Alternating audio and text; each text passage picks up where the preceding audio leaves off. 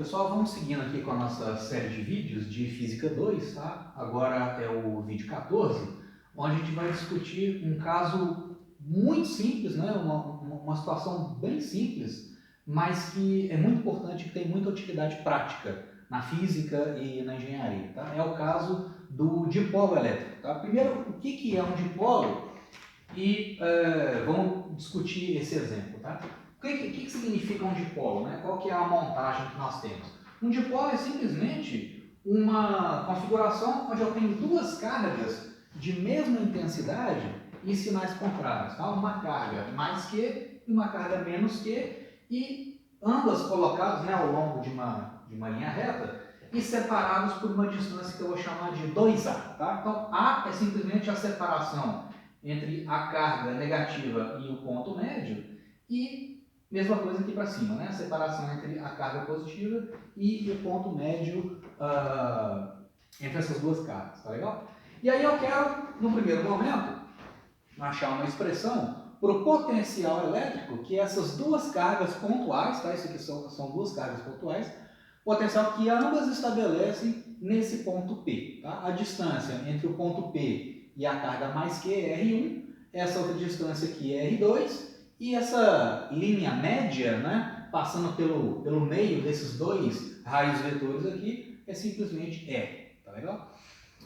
Então vamos fazer primeiro um cálculo exato da expressão do potencial e depois nós vamos pegar essa expressão exata e fazer uma aproximação nela. Nós vamos utilizar um limite onde a distância desse ponto P até as cargas é muito maior do que a separação entre as cargas. Tá? Então, primeiro vamos fazer um cálculo exato e depois vamos fazer uma aproximação nesse limite aqui, ó, onde essa distância R é muito maior do que a separação entre as cargas. Tá? Nós vamos chegar numa expressão mais simples para o potencial desse dipolo no ponto P. Então, começando com a expressão exata. O que é o potencial total para uma distribuição de cargas? O potencial total é a soma dos potenciais individuais, né? Então, o potencial elétrico lá no ponto P é simplesmente o potencial dessa carga pontual mais o potencial, na soma algébrica, né? Potencial dessa outra carga pontual aqui. Então, eu vou ter 1 sobre 4πε0, constante de Coulomb, vezes a carga positiva, né? Q, sobre a distância R1, somado, né, com o potencial da carga de baixo. Então, vai ser constante de Coulomb, 1 sobre 4πε0, vezes a carga do de baixo é menos que, tá? O Qzinho é um número positivo, né? Então, eu tenho mais que e menos que.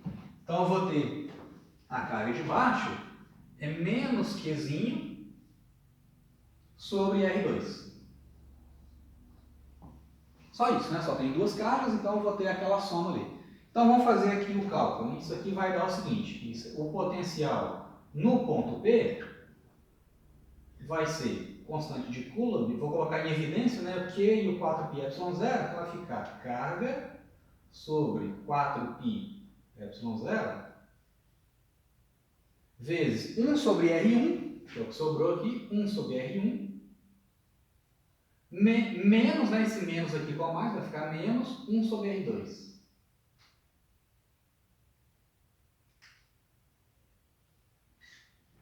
Então, essa é a expressão exata do potencial elétrico nesse ponto P, né? Então, isso aqui vai dar carga sobre 4πε0 vezes, tirando o mínimo muito comum aqui, né? Vai ficar R1 vezes R2, embaixo. Esse aqui dividido por esse vai dar R2, né? Vezes 1, R2. Esse aqui vai ficar, esse dividido por esse vai dar R2, vai dar R1, né? Então, menos R1 aqui em cima. Então, o potencial elétrico no ponto P, a expressão exata para ele é constante de Coulomb vezes carga vezes isso aqui, R2 menos R1, sobre o produto das distâncias, R1 e R2. Agora, pessoal, o que nós vamos fazer é o seguinte, dada essa expressão exata, né, do potencial, eu quero chegar numa outra expressão mais simples para ela, tá? Eu quero escrever isso aqui, mas dentro de um limite que é muito utilizado na física, na química e na engenharia, que é o seguinte limite. Quando você tem esse ponto P localizado a uma distância muito maior do que a separação entre as cargas, tá? Em quais situações aí do dia a dia a gente encontra esse limite aqui, ó? Por exemplo, a gente sabe que alguns tipos de moléculas na natureza são moléculas polares, ou seja, são moléculas que têm uma polaridade definida por causa da diferença de afinidade eletrônica entre os átomos que formam aquela molécula. Então, por exemplo, vamos pegar o caso de... Vamos pegar o monóxido de carbono, por exemplo, né? O CO, né? C-O. A gente sabe que tanto o carbono quanto o oxigênio, eles faltam alguns elétrons, né, nos seus últimos níveis de energia para preencher aquele último nível e eles ficarem estáveis. Então, o que eles fazem? Tanto o carbono quanto o oxigênio, quer dizer, o oxigênio ele tem uma afinidade eletrônica maior do que o carbono, né? Então, o carbono, na verdade, como ele tem 4 elétrons lá no último nível, ele pode tanto doar elétrons como receber elétrons, né? Nesse caso aqui, o oxigênio, faltam 2 elétrons para ele preencher o último nível de energia dele. Então, ele tem uma afinidade eletrônica muito elevada. Ou seja, ele gosta muito de elétrons, né? Ele interage muito com os elétrons.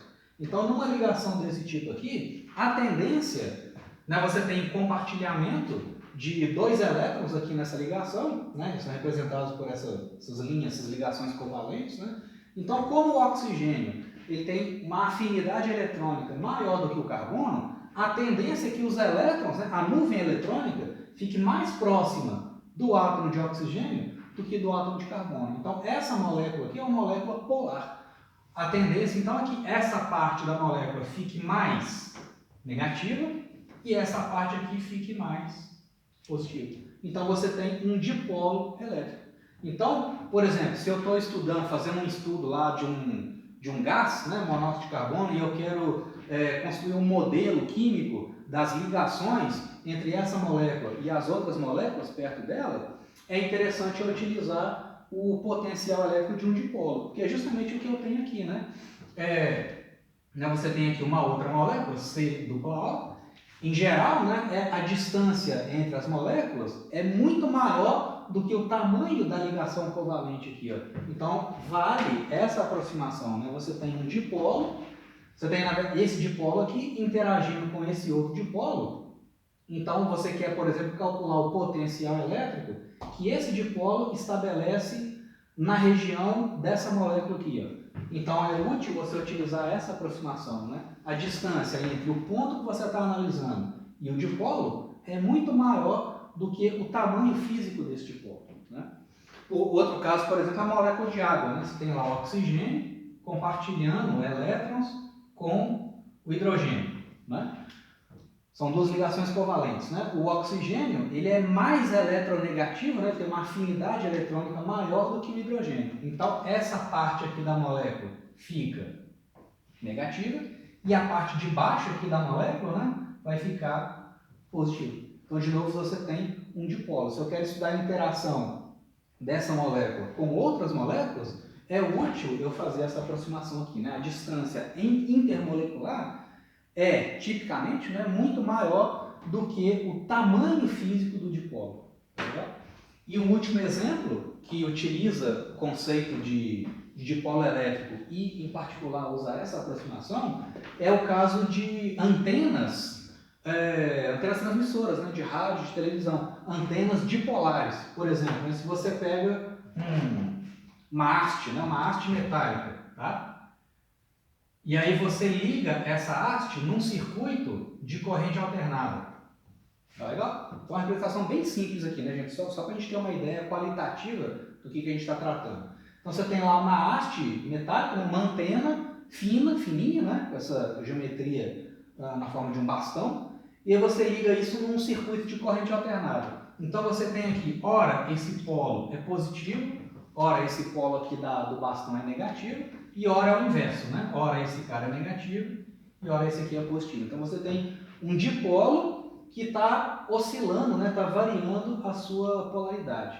Então você tem um dipolo e você quer calcular, por exemplo, o potencial ou o campo elétrico que essa distribuição de cargas, né, esse dipolo, estabelece num ponto que está muito distante da antena transmissora. Então você tem a antena de rádio lá, da emissora de rádio, e você tem lá no alto da montanha lá, e você tem a cidade, né, que está recebendo aquelas ondas de rádio. Então você tem que essa distância é muito maior do que o tamanho físico do dipolo. Aí vale essa aproximação que a gente vai fazer. Tá legal? Então o que nós vamos fazer é pegar essa expressão e usar dentro desse limite aqui agora. Tá? Então isso aqui, esses exemplos que eu dei, são só uma motivação física para a gente estudar esse caso particular de distribuição de cargas, que é o dipolo, né? E em particular essa aproximação aqui.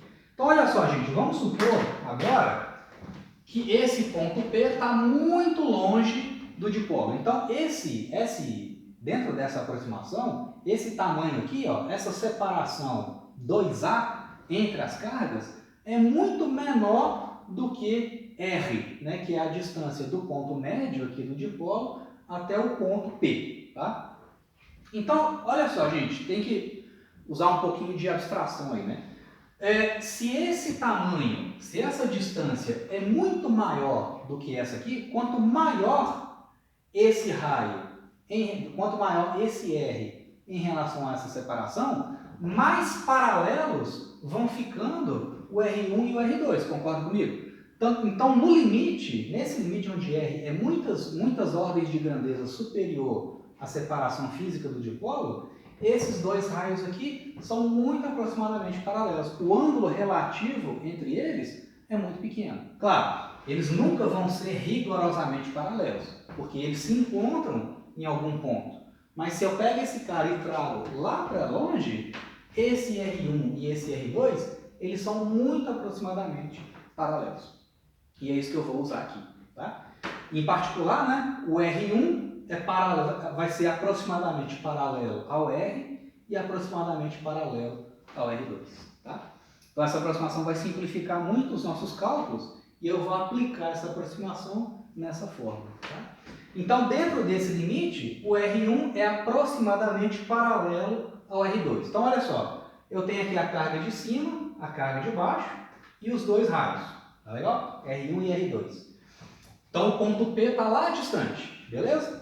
Então, olha só, gente, qual que vai ser a diferença de tamanho entre o raio R2, que é a distância dessa carga até o ponto, com o raio R1, que é a distância dessa carga até o ponto? Olha só, você tem aqui o R1 e o R2 dessa forma.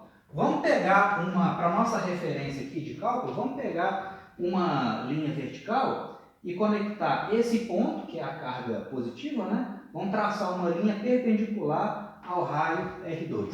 Ué, gente, fazendo essa construção ali, ó, o que vai ser a diferença entre o R2 e o R1? Vê se vocês concordam comigo. R1 é isso aqui, certo? É esse tamanho aqui, ó. Por isso que eu desenhei essa linha perpendicular aqui, ó, para minha referência, né? O R1 é esse camarada.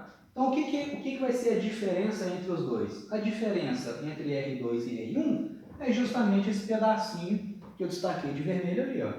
O R2, que é esse cara completo, subtraído do R1, que é esse comprimento todo aqui, ó, né, vai me dar esse ΔR, que é esse pedacinho que eu coloquei de vermelho aqui. Então, esse pedacinho de vermelho, eu vou chamar de ΔR, que é a diferença entre o R2 e o R1. Então, R2 menos R1, eu vou chamar isso de ΔR. E vamos achar uma expressão aproximada para esse ΔR, porque aproximado que eu vou considerar nesse cálculo que os dois raios são paralelos. Eu sei que eles não são, mas dentro dessa aproximação, ou melhor, essa aproximação é boa, né? O suficiente para aplicar nesse caso e me permite chegar numa expressão para o ΔR. Tá? Essa aqui é uma boa aproximação, essa ideia de paralelismo entre R1 e R2. Então vamos ver o seguinte, vamos pegar esse triângulo retângulo aqui, ó, e vamos ver a outra coisa, né? Θ é o ângulo entre o raio R e a vertical. Como os três são paralelos nessa aproximação, o R1 é paralelo ao R e é paralelo ao R2, o ângulo entre os raios vetores e a vertical é θ. Então o ângulo entre o raio vetor R2 e a vertical é justamente θ. Eu vou precisar dele para fazer esse cálculo. O que é o cosseno? Aliás, o que é o cosseno desse ângulo θ aqui, gente? O que é o cosseno de θ? Cosseno de θ, né, você tem aqui a hipotenusa, o cateto adjacente, que é o ΔR, e o cateto oposto aqui. Ó. O que é o cosseno de θ? É o ΔR, que é o que eu quero achar, né? Sobre essa hipotenusa aqui, que é o meu 2A. Então, isso implica que o ΔR que eu quero achar aqui, né? Eu quero achar uma expressão aproximada para ele, o ΔR vai ser aproximadamente 2A cosseno de θ. Ou seja, separação entre as cargas vezes o cosseno de θ. Tá? Aproximado porque eu estou usando essa aproximação de paralelismo entre R1 e R2. Beleza? Então vamos deixar isso aqui guardado.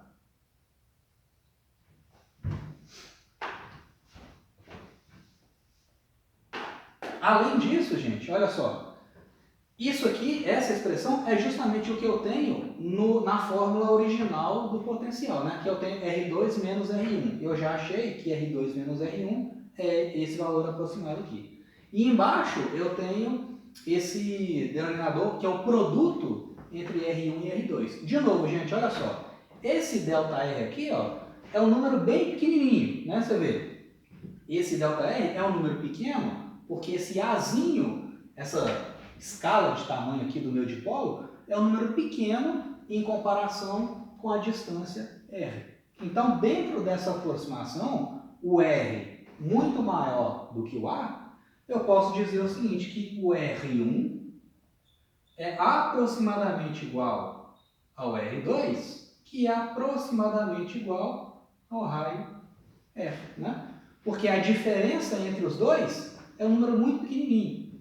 Então, dentro dessa aproximação, o R1 é aproximadamente igual ao R2, que vai ser aproximadamente o R. Tá? Então, esses três raios vetores, R1, R2 e R, dentro dessa aproximação, eles são paralelos e são muito aproximadamente de mesmo tamanho.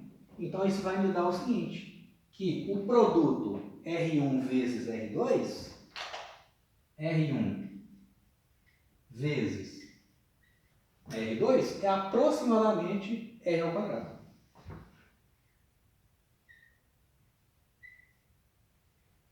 Então isso vai simplificar a fórmula, né? O potencial então é a diferença entre os raios, que é uma diferença muito pequenininha, que está colocado aqui, porque esse A é um número pequeno, e o produto entre eles, R1 e R2, como eles são muito parecidos, o produto deles vai dar simplesmente R2. Então, como é que fica a expressão aproximada do potencial? Então, para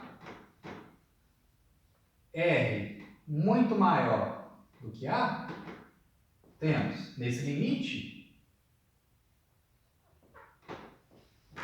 como é que vai ficar, então, a expressão do potencial? Então, VP vai ser aproximadamente carga sobre 4πε0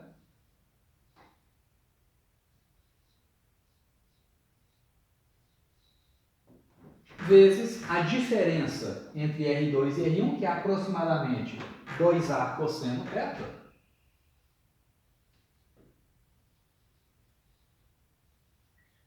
dividido por R ao quadrado.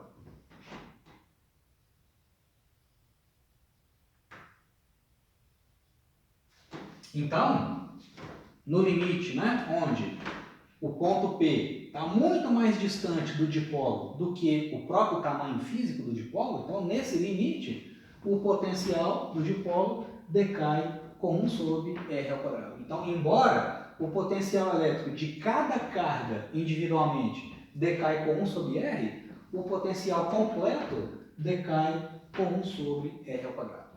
Tá legal? Aqui tem só um detalhe a mais, né? Algumas umas notações que a gente usa. Esse produto aqui, pessoal, 2A vezes carga, o que é 2A vezes a carga?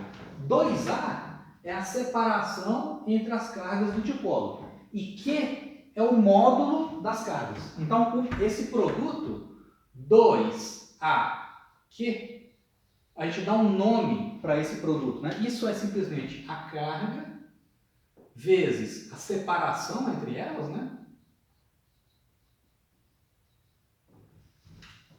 Então, 2A vezes Q é simplesmente a carga vezes a separação entre elas. Carga vezes a separação entre elas, a gente dá o nome de Pzinho. Esse Pzinho é o momento de dipolo daquele sistema. Então, esse P aqui, ó, é o momento de dipolo, ou momento dipolar daquele sistema, né? É o momento de dipolo. E a gente costuma, né, além dessa definição numérica, né, momento de dipolo igual a carga vezes a separação entre elas, a gente costuma utilizar, isso é muito válido em cálculos um pouquinho mais avançados, né, em cursos mais avançados. Vocês provavelmente vão ver isso lá no curso de eletromagnetismo, né, daqui a alguns semestres. É muito útil, além da gente definir em valor numérico o momento de dipolo, a gente definir também um vetor momento de dipolo. Tá? O vetor momento de dipolo ele é construído da seguinte forma. Então, o vetor P ele é definido assim. Ó. É um vetor que tem aquela intensidade, carga vezes a separação, e a direção dele aponta da carga negativa para a carga positiva. Tá? Então, se você tem uma carguinha positiva aqui e uma carguinha negativa aqui, igual ali no exemplo, né? Uma carga mais Q e menos Q, o que é o vetor momento de dipolo? É esse vetor aqui.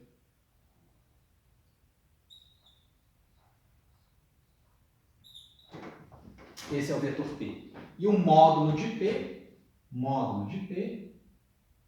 é igual a carga vezes, no caso ali, né, vezes 2A.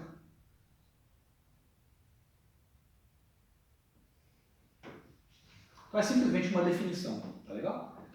Então, normalmente, né, num exemplo desse tipo, a gente representa a situação física da seguinte forma. Você coloca assim um vetorzinho P e um ponto P onde você está avaliando o potencial. Então, você representa da seguinte forma, assim, ó. Você tem o momento de dipolo, o vetor momento de dipolo, e você tem o ponto P do observador. Né? Aqui, para não confundir o P do observador, né? A localização do observador com o P de momento de dipolo, eu vou colocar assim, né? Aqui é o observador, ou seja, o ponto onde você está calculando o potencial, né? Essa distância aqui é R, e esse ângulo aqui, ó, é o ângulo θ.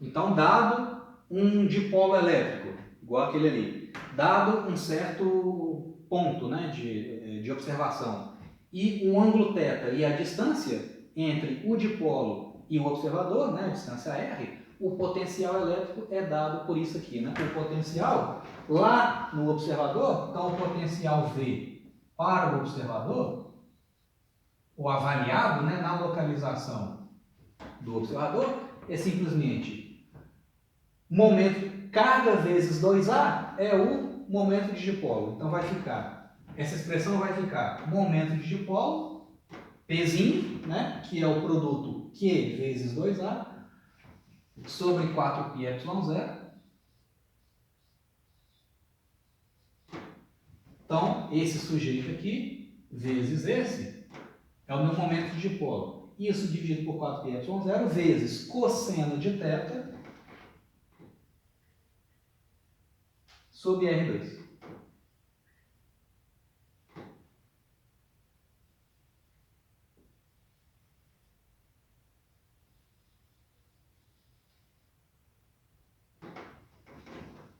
Beleza? Então, dado um dipolo, o potencial elétrico é dado, o potencial elétrico aproximado, né, a expressão dele é dada por isso aqui, P cosseno θ sobre 4πε0 R ao quadrado. Tá legal? Então, voltando, por exemplo, no caso da molécula de água, né, que eu mencionei agora há pouco, como que ficaria a representação daquela molécula em termos do vetor P? Vamos fazer aqui no cantinho, só para a gente finalizar essa discussão.